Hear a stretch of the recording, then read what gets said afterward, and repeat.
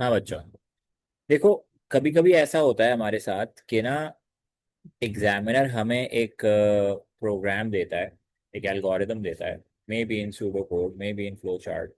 और वो हमें बोलता है कि इस पे ना कमेंट करो। अब कमेंट करने का मतलब ये होता है कि सम टाइम यही मतलब होता है कि एक्सप्लेन करो कि इसका पर्पस क्या है, कमेंट करो। So he just wants to know कि what's your approach for a scenario that has been given in the exam. तो कमेंट करने का मकसद ये होता है कि उसकी फंक्शनैलिटी को डिफाइन करना है। अब जैसे यहाँ पे मिसाल के तौर पे इन्होंने ये दिया हुआ है एग्जाम्पल नंबर 1 के अंदर कि आउटपुट एंड अलार्म साउंड की एक एग्जाम्पल इन्होंने यहाँ पे बना के दी है। और एक बेसिक सा प्रोग्राम है जो कि रिपीट के लूप से शुरू हो रहा है, और उसके बाद वो वेट कर रहा है फॉर 10 सेकेंड्स, उसके बाद गेट कर रहा है वो टाइम को, और कंडीशन को ट्रू कर रहा है कि जब टाइम इक्वल हो जाए अलार्म टाइम के। बेसिकली एक अलार्म ऐप की ना बैकएंड की प्रोग्रामिंग है ये। जैसे वेट करना है 10 सेकेंड्स, ठीक है। अलार्म ऐप कुछ इस तरीके से काम करती है बच्चों के ना, जब आप उसमें कोई टाइम सेट करते हैं ना तो वो उस टाइम से लेके हर 10 सेकेंड के बाद करंट टाइम को अलार्म टाइम के साथ जज करती है कि क्या दोनों सेम हो गए हैं या नहीं, क्या दोनों सेम हो गए हैं या नहीं। अब हर 10 सेकंड के बाद वो चेक करती है कि क्या यूजर ने अगर 6 बजे का मिसाल के तौर पर सुबह के अलार्म लगाया है, तो हर 10 सेकंड के बाद वो ये चेक करेगी कि क्या 6 बज गए हैं, करंट टाइम में 6 बज रहे हैं, क्या 6 बज रहे हैं। और वो ये करती जाएगी, करती जाएगी, करती जाएगी, करती जाएगी, जब तक कि 6 ना बज जाए। तो देखो ना, रिपीट का लूप चलेगा, वो वेट करेगा 10 सेकेंड, उसके बाद वो गेट करे। गेट समझ लो कि एक फंक्शन है सूडो कोड का, और टाइम इज अ वेरिएबल जिसके अंदर करंट टाइम की वैल्यू को हमने स्टोर करवाया है।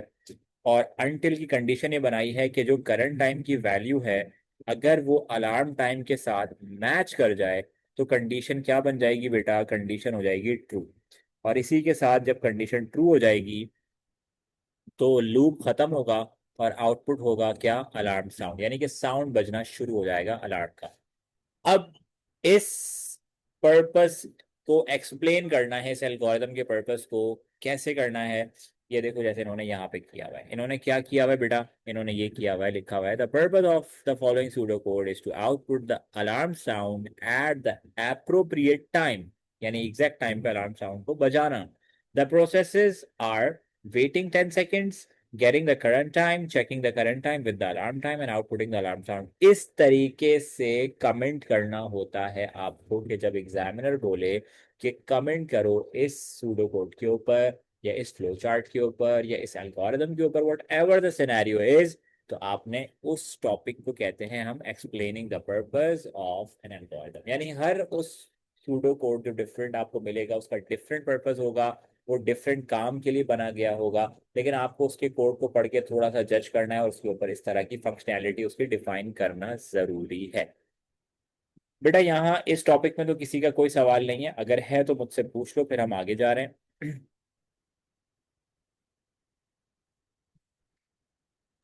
सही है, एक बार दोबारा बता दें, आपने क्या कहा था, एक्सप्लेन हमने इसको कैसे करना है। बेटा ये कोड दिया हुआ है ना, बस समझ लो इस कोड को हमने अपनी वर्डिंग में थोड़ा सा एक्सप्लेन कर, कि आपने जैसे इस कोड को देखा, आपने कहा कि भाई ये रिपीट हो रहा है, तो आपने कहा कि ये जो एल्गोरिदम है इसका मकसद ये है कि ये ना हर 10 सेकंड के बाद टाइम चेक करेगा कि क्या वो अलार्म टाइम के इक्वल हो गया है, ये उसके प्रोसेसेस काउंट होंगे। और जैसे ही वो टाइम इक्वल्स होगा अलार्म टाइम के, तो वो हमें आउटपुट के अंदर अलार्म साउंड जो है वो बजना शुरू हो जाएगा। This is the purpose. Similarly अगर कोई और ऐप होती है, उसकी कोडिंग सामने आती है, तो उसका पर्पस कुछ और होगा, और किसी और का कुछ और होगा। अब कैलेंडर है, कैलकुलेटर है, अब हर एक के डिफरेंट पर्पसेस हैं, राइट। तो इसी तरह से एग्जामिनर आपको जो भी एल्गोरिदम देगा उसके हिसाब से उसका उसके ऊपर कमेंट करना होगा, अगर एग्जाम में आ जाए तो, तब की बात है। सही है, आगे चलते हैं। अच्छा मैं ये देख लूँ कि मैंने ये क्लास में बनाया हुआ है, तो फिर हम वहीं पे डिस्कस कर लेते हैं।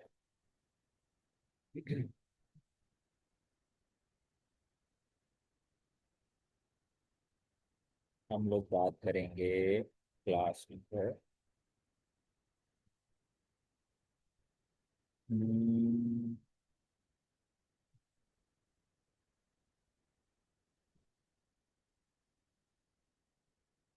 एक सेकंड मुझे दीजिएगा, मैं जरा देख लूँ हमने क्या किया हुआ। नहीं ठीक है, बस इसी पे डिस्कस कर लेते हैं। देखो, अब हमारे पास ना 7.4 के अंदर कुछ standard methods of a solution है। स्टैंडर्ड मैथड्स वो होते हैं बेटा कि जो आपको ना कभी भी किसी सिनेरियो बेस्ड क्वेश्चन को सॉल्व करने में मल्टीपल टाइम्स काम आ सकते हैं। क्योंकि देखो, इस चैप्टर की हो गई, चैप्टर नंबर 8 की हो गई, असल जो अप्रोच है ना इन सारे टॉपिक्स की वो ये है कि हम अपने सिनेरियो बेस्ड क्वेश्चन को सॉल्व कर सकें। हम जो गिवन सिनेरियोज डिफरेंट भी अगर मिसाल के तौर पे हमें एग्जाम में मिलते हैं, एक मिलता है, दो मिलते हैं, डिपेंड करता है, तो हम उनको एक फिक्स्ड अप्रोच के साथ उनको डील करें, उनको सॉल्व करें। अब जैसे मिसाल के तौर पे हम लोग मैथ्स पढ़ते हैं ना, तो मैथ्स के अंदर हमें कुछ फॉर्मूले ऐसे हैं कि जो हमें याद होना जरूरी है। जैसे मिसाल के तौर पे भाई क्वाड्रेटिक फार्मूला। अब क्वाड्रेटिक फार्मूले पे कोई सवाल ही नहीं बनता कि आपको आना चाहिए नहीं आना चाहिए, बेसिक सी चीज है। इसी तरह मैट्रिसेस को सॉल्व करना बेसिक सी चीज है। इसी तरह आपका जो है वो कौन सा होता है वो ट्राइंगल को सॉल्व करने का फॉर्मूला आपके पास है मिसाल के तौर पे, या आपको मिडिल टर्म ब्रेक करना है, कंप्लीटिंग द स्क्वायर मेथड करना है। तो ये सारे मेथड्स वो हैं कि जो आपको आने चाहिए, या आपको तकरीबन हर तरह के सवाल में इस्तेमाल करने पड़ सकते हैं। यानी सवाल टॉपिक वो नहीं होगा कि मिडिल टर्म ब्रेक करने का टॉपिक डिस्कस हो रहा है, लेकिन कोई और टॉपिक हो रहा होगा और उसके अंदर मिडिल टर्म ब्रेक हो रही होगी। सिमिलरली ये जो standard method of the solution है, ये रियल में एक्चुअल सवाल नहीं उठ के आएगा, लेकिन कोई सवाल एग्जाम के अंदर आएगा और उसके अंदर आपको इनमें से ही कोई ना कोई जो है ना मैथड्स को यूटिलाइज करना पड़ रहा होगा। And that is why they are very helpful when dealing in pseudo code. मैं डीलिंग इन सूडो कोड, तो आपको ये चीजें आनी चाहिए। तो इसके अंदर हमारे पास सबसे पहला जो मेथड डिस्कस होता है दैट इज टोटलिंग। टोटलिंग का मेथड बहुत ही इंपॉर्टेंट मेथड है बच्चों। और अक्सर औकात ऐसा होता है कि we need to total the values, right. Prices हो गई, कॉस्टिंग हो गई, कितनी कॉस्ट हुई टोटल कर लो, ग्रोसरीज की प्राइस टोटल कर लो, गाड़ियों के पार्ट्स टोटल कर लो, नंबर ऑफ स्टूडेंट्स के मार्क्स टोटल कर लो। यानी कुछ भी जो आप थिंक कर सकते हैं कि भाई टोटलिंग में यूज होगा, तो वो सिनेरियो आप क्रिएट कर लो कि हाँ यार ये टोटलिंग वहां पे हमने यूज करनी है। अब टोटलिंग तो बंदा रोजाना पता नहीं रियल लाइफ में ही कितनी चीजों की कर रहा होता है। हम सौदा लेने जाते हैं, ग्रॉसरी करते हैं, तो भाई हमें टोटलिंग करनी होती है, फला फला फला। बहरहाल, तो अब ये मैथड को कैसे अप्लाई करना है ये देख लो। आपने क्या करना है कि ना, एक वेरिएबल डिक्लेयर होगा जो टोटल होगा, ठीक है। और उसको हमने इनिशियलाइज भी करवाना होगा। मींस के एक तो डिक्लेरेशन होगी और एक इनिशियलाइजेशन होगी। अगर तो सवाल में डिक्लेरेशन ऑलरेडी हुई हुई, एग्जामिनर ने बोला, तो you don't need to do declaration but you just need to use the value. तो उसको इनिशियलाइज करवाया जाएगा जीरो से। ये बात बहुत ही जरूरी है कि टोटल की इनिशियल वैल्यू जीरो रहेगी, बिकॉज अभी समझो ना, तो ऐसा है कि भाई अभी टोटल हुआ ही नहीं है कोई चीज। जब कोई वैल्यू ही नहीं मिली तो टोटल किस चीज को करूंगा, डेफिनेट सी बात है ना। तो इस वजह से जब भी तुम टोटलिंग मेथड अप्लाई करोगे कहीं पे, तो टोटल को इनिशियलाइज कराओगे with a value of zero. अब यहाँ देखो, इन्होंने एक फॉर का लूप स्टार्ट किया और काउंटर चलाया 1 से लेके क्लास साइज तक। अब समझ लो कि ये प्रोग्राम को उन्होंने बहुत ही शॉर्ट लिखा हुआ है, इसमें बहुत सारे वेरिएबल्स डिक्लेयर हो सकते थे, इनिशियलाइज हो सकते थे, बट नहीं किए हुए। जैसे ये एक class size is a variable, और इस वेरिएबल को सुनते ही आपके जहन में ये पहली चीज आएगी, क्लास साइज के अंदर स्ट्रेंथ ऑफ द क्लास जो है ना वो स्टोर की भी होगी। मतलब मिसाल के तौर पे 10 बच्चे हैं तो क्लास साइज की वैल्यू क्या हो जाएगी बेटा, 10 हो जाएगी। 20 बच्चे हैं तो 20 हो जाएगी। ये है class size, variable to store the strength of the students of the class, right. तो हमने फॉर के लूप की रेंज बना दी कि भाई 1 से लेके क्लास साइज जितना भी होना वो फॉर की रेंज है, ठीक है। और हमने क्या करना है, हमने हर एक आइटरेशन जो फॉर के लूप की कंप्लीट होगी, उसमें स्टूडेंट के मार्क जो है ना उनको टोटल करना है, ठीक है। कॉन्सेप्ट समझो पहले सवाल का, कि करना यह है कि हर लाइन में यानी हर आइटरेशन के अंदर जब भी रिपीटेशन हो रही है, तो उसके अंदर स्टूडेंट मार्क्स हैं हमारे पास बहुत सारे, उनको टोटल करना है। अब यहाँ पे आप एक नई चीज देखो कि चलो, टोटल देख के तो तुम्हें समझ में आ रहा है कि ये एक वेरिएबल है, ठीक है। क्लास साइज देख के तुम्हें समझ में आ रहा है कि ये भी एक वेरिएबल है। लेकिन अगर तुम इसको गौर से देखो, स्टूडेंट मार्क, अगर स्टूडेंट मार्क खाली लिखा हुआ होता ना, तो इसको भी तुम आंख बंद करके वेरिएबल मान लेते। लेकिन अगर इसके आगे गौर करो तो भाई ब्रैकेट के अंदर एक काउंटर नाम की चीज लिखी हुई है। ये तुम लोगों को नहीं पता कि ये क्या होता है। अब समझो एक बात, अगर तो कोई भी वेरिएबल है, एक्स वाई जेड, कोई भी मिसाल ले लो, कोई वेरिएबल ही है, कोई भी है, कोई भी नाम है, उसका नाम ही वेरिएबल है, सही है। और उसके आगे ब्रैकेट लगे हुए हैं ऐसे, ठीक है, भले एम्प्टी ब्रैकेट्स हो या उसके अंदर कोई वैल्यू हो या कुछ भी एक्स वाई जेड कोई भी चीज हो, अगर तो ये ब्रैकेट लगे हुए हैं तो this is no more a variable but it is an array. अब एरे क्या होता है थोड़ा सा भी बताऊंगा, देखो ज्यादा नहीं बताऊंगा क्योंकि एरे का पूरा डिटेल टॉपिक आपके पास चैप्टर नंबर 8 के अंदर मौजूद है, so you just don't need to study array right now, but to have a very quick review के एरे क्या होता है। देखो बच्चों, जब हम एक वेरिएबल लेते हैं ना, मिसाल के तौर पे हमने एक वेरिएबल लिया, नंबर नाम का एक वेरिएबल ले लिया, ठीक है। अब इस नंबर नाम के वेरिएबल की ना एक लिमिटेशन है, और वो सबसे बड़ी लिमिटेशन क्या है कि this can only hold a single value at a time. ठीक है भाई, वेरिएबल की हमेशा याद रखो कि सबसे बड़ी वीकनेस या सबसे बड़ा जो कॉन है या मसला है, फॉल्ट है, वो ये है, फॉल्ट तो नहीं है खैर, मसला है या लिमिटेशन है, बेसिक बात वो ये है कि भाई इसके अंदर एक वक्त में एक ही वैल्यू आ सकती है।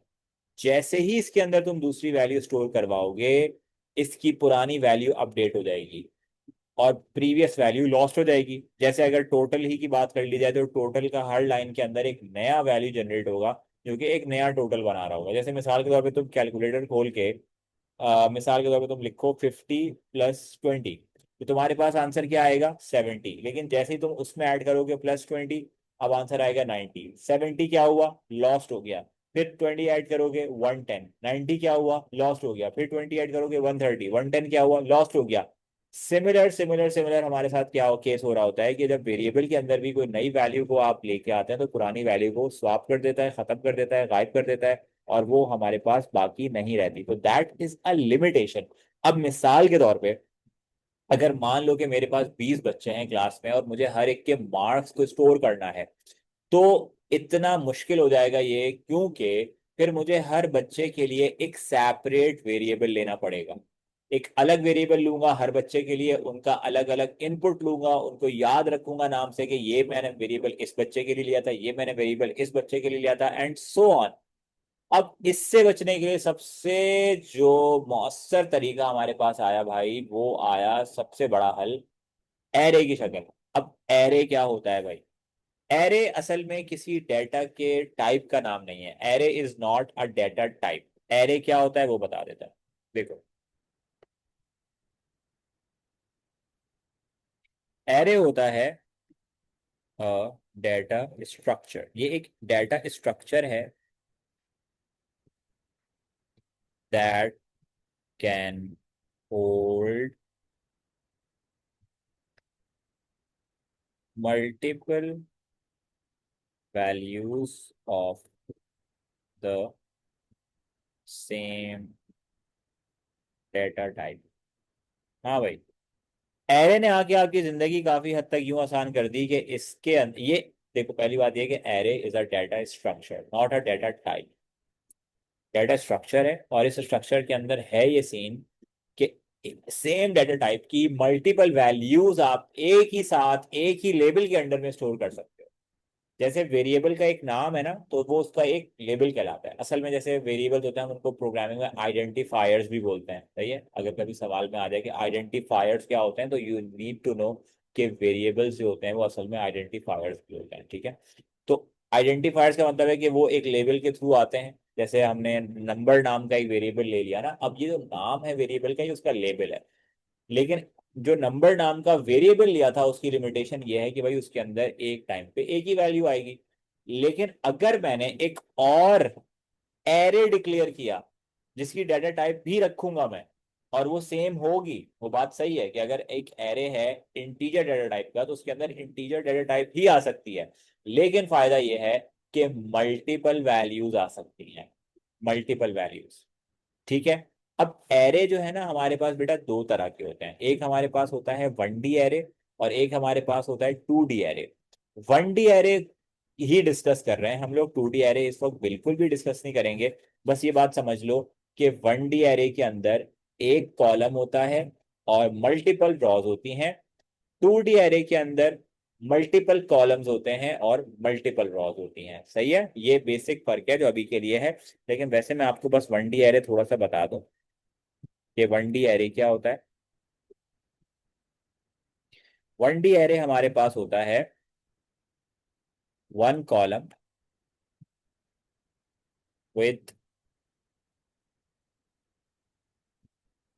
Multiple Ross. ठीक है बेटा, ये है 1D एरे। अब इसका स्ट्रक्चर कैसे होता है, इसको ना बिल्कुल वेरिएबल की तरह हम डिक्लेयर करते हैं, इसका एक नाम रखते हैं, इसकी एक डेटा टाइप रखते हैं, सब कुछ वही होता है। लेकिन इसका एरे होना मेंशन करते हैं डिक्लेरेशन के अंदर, ताकि एग्जामिनर को पता चले कि ये एक एरे है, नॉट अ वेरिएबल। और इसकी सबसे बड़ी पहचान जो मैंने आपको बताई वो ये है कि भाई इसके ब्रैकेट्स होंगे इसके नाम के इर्द गिर्द में, जो कि वेरिएबल के नाम के अंदर नहीं होते। अब जैसे इन्होंने लिया हुआ है ना, वही ले लेते हैं। स्टूडेंट मार्क एक वेरिएबल नहीं है, एक एरे है। अब इसकी डेटा टाइप इंटीजर होगी, ठीक है, जहां तक मुझे लगता है। स्टूडेंट मार्क हमने डिक्लेयर किया एज एन एरे। अब इसकी शक्ल क्या होगी, एक कॉलम और मल्टीपल रॉस। ठीक है, अब एक कॉलम है लेकिन रॉस क्या है, बहुत सारी हैं, बहुत सारी हो सकती हैं, जितनी चाहो हो सकती हैं, कोई इसकी लिमिट नहीं है। अब इसके अंदर हमने क्या स्टोर करवाया है, स्टूडेंट के मार्क्स स्टोर करवाए हैं। तो पहले स्टूडेंट के मार्क है, मिसाल 85 है, किसी के 58 हैं, किसी के 73 हैं, 64 हैं, 47 हैं, 81 हैं, सही है, या जो भी हैं 29 हैं। ये अब देखो आप कि इनको मैंने एक ही लेवल के अंडर में मल्टीपल वैल्यूज को स्टोर करवा दिया। ये सबसे बड़ा फायदा हो गया हमें एरे को बनाने का। लेकिन एरे के अंदर एक और चीज भी होती है, वो क्या होती है बेटा, वो होती है उसकी इंडेक्स वैल्यू। कि जो लोकेशन होगी ना, उसकी अपनी एक वैल्यू भी होगी। जैसे मिसाल के तौर पे ये पहली लोकेशन है तो इसकी इंडेक्स वैल्यू जो है वो 1 है, ये इंडेक्स वैल्यू है। ठीक है, ये 1 है। इसी तरह सेकंड लोकेशन की इंडेक्स वैल्यू 2 है, देन 3, देन 4, 5, 6, 7, 8। मतलब जितनी भी हो, ये तो मैंने जस्ट एक एजम्पशन के तौर पे 8 बनाया है। 1000 हो, 2000 हो, 50,000 हो, 200 हो, डिपेंड करता है ना। तो अब इस एरे को हम भरते कैसे हैं, वो एक और डिस्कशन है। वो एक्सक्यूज मी जब, सर। जी बोलो। सर ये इंडेक्स मैंने सुना था कि 0 से स्टार्ट होती है या जरूरी 1 नहीं से है। स्टार्ट होती है। जीरो नहीं से भी, जरूरी। जीरो से भी हो सकती है, 1 से भी हो सकती है, लेकिन अभी मैं समझाता हूँ कि हम जीरो से क्यों नहीं करेंगे। ठीक है, जीरो से क्यों नहीं करेंगे वो बता देता हूँ, ताकि आपको समझना आसान हो जाएगा। अभी के लिए समझो कि हर लोकेशन की एक इंडेक्स वैल्यू है, सही है। और जब आप डिक्लेयर करते हैं ना, जाहिर मैं आपको बता रहा हूँ कि जब हम डिक्लेयर करते हैं ना, तो हमारे ऊपर होता है कि हम डिक्लेरेशन में जीरो, पहला पैरामीटर जीरो दे दें उसको, या 1 दे दें। तो अगर जीरो देंगे जीरो से स्टार्ट कर लेगा, वो 1 देंगे 1 से स्टार्ट कर लेगा। It doesn't give any error कि अगर आप जीरो से करो या 1 से करो। बहरहाल, तो बच्चों पहले तो ये चीज देखो कि एरे की शक्ल कुछ इस तरीके की होती है, not in computers memory but to explain you guys मैंने ये ड्रॉ किया। मैं ये नहीं कह रहा कंप्यूटर के अंदर ये शक्ल बनी हुई होती है उसकी, लेकिन कॉन्सेप्ट समझो कि एक लेबल के अंडर में multiple values of the same data type हम स्टोर करवा सकते हैं। हाँ, एरे की लिमिटेशन ये जरूर काउंट होगी कि इसके अंदर मल्टीपल वैल्यूज तो हैं, लेकिन मल्टीपल डेटा टाइप्स की नहीं हो सकती, एक ही डेटा टाइप की होगी। इसका सॉल्यूशन हमें पाइथन ने दिया लिस्ट की शक्ल में। पाइथन के अंदर एरेज के बजाय लिस्ट होती हैं, और उसके अंदर multiple values of the multiple data types are being supported. लेकिन वो अभी हमारा टॉपिक नहीं है, तो हम उसको बिल्कुल भी डिस्कस नहीं करेंगे। ये बताओ पहले तो आप लोग कि क्या आपको ये एरे वाली डिस्कशन समझ में आई है या नहीं। अगर कोई सवाल है तो पहले पूछ लो, फिर हम आगे बात करते हैं। सर आपने आइडेंटिफायर्स का बताया था, उसका थोड़ा सा बता दें, मुझे क्लियर नहीं है क्या है आइडेंटिफायर्स। Identifiers, okay. देखिए, वेरिएबल को सूडो कोड में हम कहते हैं डेटा आइटम। इसको हम प्रोग्रामिंग के फॉर्मल तरीके में आइडेंटिफायर भी कहते हैं। It's that. ठीक है, यानी एक ही चीज है विद हैविंग मल्टीपल नेम्स, कोई फर्क नहीं है। वेरिएबल है, आइडेंटिफायर है भाई। डाटा आइटम है वही, सारी एक ही चीजों के नाम। तो ये डिपेंड ये करता है कि देखें, बच्चे को ट्रिक एग्जामिनर ने करना है ना, वो तो ट्रिक करेगा ना। वो नाम देगा आइडेंटिफायर का, बच्चा कहेगा लो आइडेंटिफायर तो पता ही नहीं क्या होता है, जबकि उसको 100% पता है कि क्या होता है, लेकिन वो एग्जाम में कंफ्यूजन का शिकार हो जाएगा। तो इसलिए हमें कुछ चीजों के एक से ज्यादा नाम पता होना जरूरी है। आइडेंटिफायर्स यही होते हैं भाई, वेरिएबल्स को ही कहते हैं। क्या ये बात सही है? आप जी बोलो। सर। ठीक है बेटा। अच्छा अब जो है ना, ठीक है, अब मैं ये आपको बता क्यों रहा हूँ। बात यह कि एरे का तो टॉपिक है ही नहीं, चैप्टर नंबर 8 में आएगा। यहाँ क्यों बता रहा हूँ, क्योंकि इन मेथड्स के अंदर हमारे पास बहुत ज्यादा एरेज यूज किए गए हैं। अब देखो, अब सीन क्या हो रहा है। अब आप टोटलिंग वाला प्रोग्राम अगर जज करो, तो हमने जब फॉर का काउंटर शुरू किया ना, 1 से लेके क्लास साइज तक, ये तो आप लोगों को समझ में आ गया कि 1 से लेके क्लास साइज तक हम चले गए, ठीक है, मान लिया। उसके बाद जब हमने टोटलिंग करनी है, तो आप जरा टोटल को देखो कि ऊपर हमने इनिशियलाइज करवाया है विद अ वैल्यू ऑफ 0, जो कि तकरीबन हर दफा टोटल इनिशियलाइज होगा, हर दफा 0 के साथ ही। हमने टोटल को एक नई वैल्यू दी, हमने कहा total is equals to total plus student mark according to counter. ये लाइन नहीं आ गई, student mark according to counter का क्या मतलब है भाई? इसका मतलब समझो आप, देखो, ये जो होती है ना खाली ब्रैकेट, जो मैंने खाली ब्रैकेट यहाँ लगाया हुआ है, ये वाला, ये असल में स्पेस होती है आपके इंडेक्स लोकेशन की। यानी इसके अंदर अगर आप कोई वैल्यू रखो, इंडेक्स वैल्यू, तो जो उसके ऊपर वैल्यू होगी वो आपको डिस्प्ले करवा सकता है। वो मिसाल के तौर पे एग्जांपल लेते हैं, मैंने आउटपुट में as a variable student mark को कॉल किया, ठीक है, आउटपुट में कॉल किया, इसलिए विदाउट कोटेशंस लिखूंगा, ये बात हम पहले कर चुके हैं। और मैंने जब ब्रैकेट लगाया ना, तो ब्रैकेट के अंदर मैंने क्या किया, मैंने 4 लिख दिया। अब ये क्या करेगा, ये आउटपुट में मुझे इंडेक्स 4 के ऊपर जो वैल्यू लिखी हुई है ना, वो आउटपुट करवाएगा। यानी इस लाइन का जो आउटपुट आएगा दैट विल बी 64।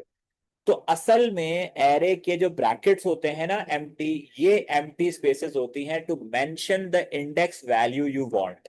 इसी तरीके से तुम इसमें इनपुट भी ले सकते हो। जैसे अगर इनपुट चाहिए तो तुमने लिखा इनपुट स्टूडेंट मार्क, और लेट सपोज सेकंड लोकेशन। अब ये जो यूजर इनपुट करेगा वैल्यू, मिसाल के तौर पे यूजर ने इनपुट किया 55, ये 55 को उठाएगा और सेकंड इंडेक्स पे यहां पे लाके 55 को पेस्ट कर देगा। This is how it is going to be done. इस वजह से ये बैकएंड स्पेस होती है। अब टेक्निकलिटी समझना, यहां पे इन्होंने student mark according to counter लिखा है। इसका मतलब ये है कि अभी जब फॉर का लूप शुरू हुआ तो काउंटर की इनिशियल वैल्यू क्या थी, 1। वो 1 जो है, जब वो टोटलिंग करने के लिए आएगा ना, तो स्टूडेंट मार्क को कॉल करेगा अकॉर्डिंग टू काउंटर। इसका मतलब है कि काउंटर की जो अभी करंट वैल्यू है वो यहाँ पे प्लेस हो जाएगी। अभी करंट वैल्यू काउंटर की क्या है, 1। 1 यहाँ पे प्लेस हो गई। अब क्या होगा कि 1 इंडेक्स पे जो वैल्यू गिवन है ना हमें, वो वैल्यू असल में यहाँ पे कॉल हो रही होगी। यानी कि फर्स्ट इंडेक्स पे हमारे पास है 85, तो असल में होगा ये कि 85 will be placed in this part, not like student mark, not like anything. यहाँ पे असल में होगा ये कि टोटल को एक नई वैल्यू देंगे। टोटल क्या है, 0 है, सही है। अब इसको एक नई वैल्यू देनी है, तो टोटल की प्रीवियस वैल्यू कॉल हो रही है, प्लस स्टूडेंट मार्क का फर्स्ट इंडेक्स कॉल हो रहा है। फर्स्ट इंडेक्स की वैल्यू कॉल हो रही है जो कि 85 है। तो अब टोटल की कलेक्टिव वैल्यू क्या बन जाएगी बेटा, 85। 85 बन गई। फिर क्या होगा, ये करेगा नेक्स्ट काउंटर। एक मिनट भाई, बहुत लाल लाल हो गया ये करेगा नेक्स्ट काउंटर। मैं दोबारा समझा, अच्छा, अब जब ये नेक्स्ट काउंटर करेगा ना, तो काउंटर की वैल्यू 1 के बजाय क्या हो जाएगी बेटा, 2 हो जाएगी। ठीक है, अब समझ लो कि काउंटर की वैल्यू 2 हो गई है। ये अब लूप की बॉडी के अंदर आया, इसने कहा total is equal to total plus student mark according to counter. अब काउंटर की जगह ये क्या, काउंटर की वैल्यू प्लेस करेगा विच इज 2। टोटल की इनिशियल वैल्यू अभी हमारे पास जो मौजूद है, अब अभी हमने क्या एंटर किया था, 50 एंटर किया था, 55 जो भी किया था, चलो 55 अभी तक ये चल रही है। सॉरी 55 नहीं था, 85 था, 85। अभी तक ये चल रही है। अब ये एड अप करेगा student mark counter two. Counter two का मतलब है कि ये स्टूडेंट मार्क के सेकंड इंडेक्स को देखेगा, क्योंकि काउंटर की वैल्यू क्या है, 2 है, तो 2 इंडेक्स को देखेगा ये। अब 2 इंडेक्स पे हमारे पास 55 लिखी हुई है। अब ये यहां पे कॉल कर देगा इसको 55 को। अब 85 और 55 मिलके 140 बन जाएंगे, और टोटल की अब करंट वैल्यू क्या बनेगी बेटा, 140। उसके बाद ये नेक्स्ट काउंटर करेगा, काउंटर की वैल्यू 2 के बजाय क्या हो जाएगी, 3। दोबारा आएगा, दोबारा आएगा टोटलिंग करने। अब टोटल की वैल्यू क्या हो जाएगी, 140 plus student mark according to counter में अब 3 प्लेस होगा, और वो थर्ड इंडेक्स को जज करेगा। अब थर्ड इंडेक्स पे हमारे पास है 73। तो अब 140 और 73 को एडअप करेगा, which is going to be like 213। और टोटल की अब कलेक्टिव वैल्यू यहां पे लिख देता हूं, बन जाएगी 213। सिमिलर सिमिलर सिमिलर, ये काउंटर 4 पे जाएगा, 5 पे जाएगा, 6 पे जाएगा, up to the class size, यानी क्लास साइज की जो भी वैल्यू होगी उतनी दफा ये काउंटर को इंक्रीमेंट करेगा करेगा करेगा, और हर लाइन में टोटलिंग करेगा, और हर लाइन में स्टूडेंट मार्क के एरे को मैनिपुलेट करेगा, यानी उसके नेक्स्ट से नेक्स्ट इंडेक्स पे जाता जाएगा और उनकी वैल्यू को एडअप करता रहेगा। अब आप सोचो जरा थोड़ी देर के लिए। अच्छा, एक चीज पहले एडअप ये कर लो कि हमेशा याद रखना कि जो तुम्हारी रेंज होगी ना बेटा, जो रेंज होगी, जैसे class size is the range, अगर ये न्यूमेरिक वैल्यू भी होती तो भी जो रेंज होगी उतने ही इंडेक्स तुम्हारे एरे के अंदर भी होंगे। ये बात जरूरी है। देखो ना, मिसाल के तौर पे अगर मेरी क्लास में 10 बच्चे हैं, तो मैं 10 बच्चों के ही मार्क्स को एक जगह लिखूंगा ना। तो याद रखना कि जितनी तुम्हारी फॉर के लूप में हो गई या कहीं पे भी अगर रेंज मेंशन है ना, तो जितनी रेंज होगी उतना ही एरे के इंडेक्स वैल्यूज होंगे, क्योंकि देखो ना, जितनी रेंज होगी हर दफा काउंटर की वैल्यू उतनी बढ़ेगी, वही काउंटर की वैल्यू उस एरे के ब्रैकेट में प्लेस होगी, और उस एरे की उसी इंडेक्स वैल्यू को लिया जा रहा होगा। तो दैट इज नॉट पॉसिबल कि मेरी रेंज तो ज्यादा है लेकिन एरे की इंडेक्स वैल्यूज कम है। तो फिर तो फायदा ही नहीं है ना, वो टोटलिंग कैसे करेगा, अगर वो एक वैकेंट स्पेस में जाएगा तो there will be of no use. हाँ, मैं ये नहीं कह रहा कि हो ही नहीं सकता ऐसा, लेकिन मैं ये कह रहा हूं कि ओ लेवल्स के रहते में आपका कॉन्सेप्ट ये होना चाहिए कि भाई हमें क्योंकि इतने ज्यादा एडवांस लेवल पे नहीं लेके जाया जाएगा, तो अभी तक की बात हमारे लिए यही डिस्कस होगी कि भाई जितनी हमारी रेंज होगी उतने ही हमारे इंडेक्स होंगे उस एरे के। ठीक है, तो इस तरह से हमने एरे को मैनिपुलेट करना होता है, और ये जो अकॉर्डिंग टू काउंटर चल रहा होता है ये इस वजह से। अब जाइम, आपका जो सवाल था ना बेटा कि हम लोगों ने इंडेक्स को 0 से क्यों नहीं स्टार्ट किया, वो ये समझाने के लिए था कि अगर तो तुम इंडेक्स 0 से स्टार्ट कर रहे हो ना, तो फिर एक काम करो कि काउंटर को भी 0 से स्टार्ट करो। क्योंकि देखो ना, अब मिसाल के तौर पे काउंटर चल रहा है 1 और इंडेक्स तुम्हारा चल रहा है 0। अब 1 पे 0 जज हो रहा है, फिर जब ये 2 हो रहा है तो 2 पे 1 जज हो रहा है, 3 पे 2 जज हो रहा है। तो भाई इससे मिसकॉन्सेप्शन क्रिएट हो रही है। तुमने क्या करना है कि कोशिश ये करो कि या तो काउंटर और इंडेक्स दोनों 1 से स्टार्ट हो, या काउंटर और इंडेक्स दोनों 0 से स्टार्ट हो, ताकि दोनों अलाइन रहें कि भाई काउंटर की पहली वैल्यू इंडेक्स की पहली वैल्यू है, काउंटर की दूसरी वैल्यू इंडेक्स की दूसरी वैल्यू है, ताकि समझना भी आसान रहे, समझाना भी आसान रहे, और अपनी वर्डिंग में उस चीज को पोर्ट्रे करना भी आसान रहे।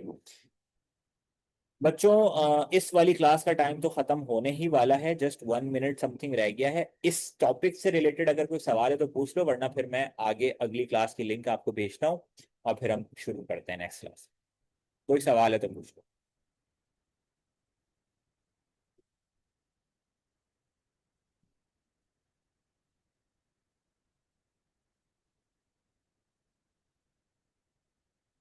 चलो फिर एक काम करो, ये क्लास को खत्म कर, ये क्लास लीव कर दो। No sir. ठीक है, ये क्लास लीव कर दो, मैं आपको नेक्स्ट लिंक अभी ग्रुप पे भेज रहा हूँ, और उसको ज्वाइन कर दो। मेरी तरफ से अल्लाह हाफिज अभी की क्लास के लिए।